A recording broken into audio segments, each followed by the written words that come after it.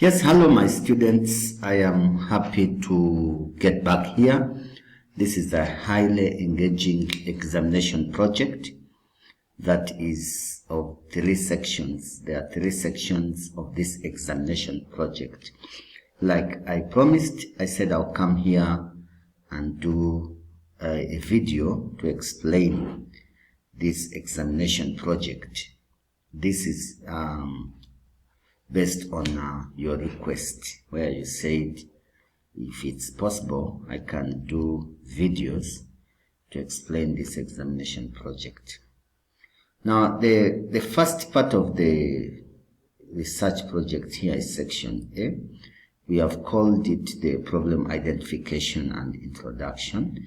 It is 10 marks. Now here we are required to choose a research area, which we already have, and then we write about a problem. Okay? Then once you have written a problem, you write your research objectives, then you write your hypothesis and your research questions.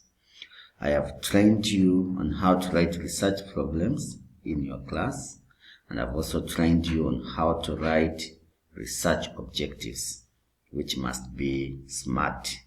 SMART is specific, measurable, attainable, relevant, and time-bound.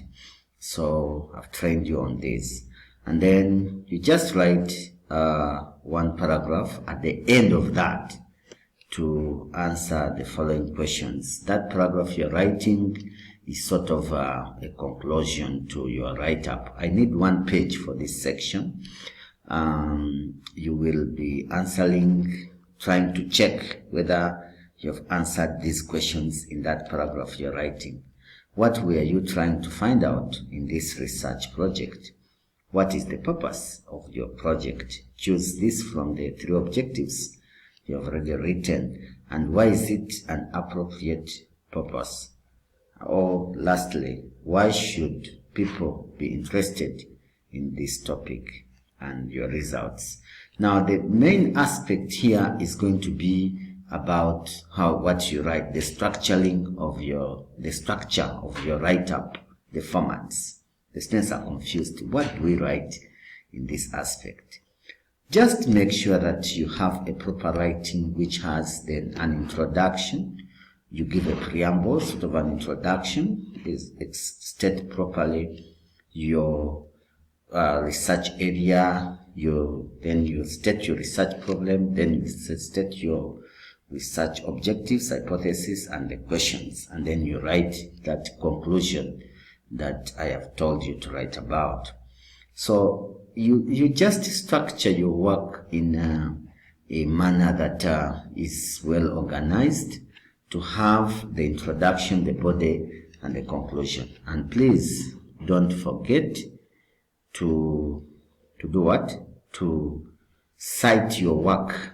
Don't forget to reference your work and paraphrase whatever you are putting in there as I taught you in the class. Make sure that your work is referenced.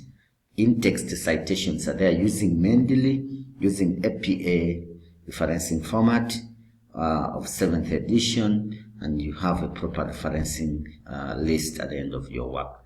Thank you so much. Let me explain the second part of the question.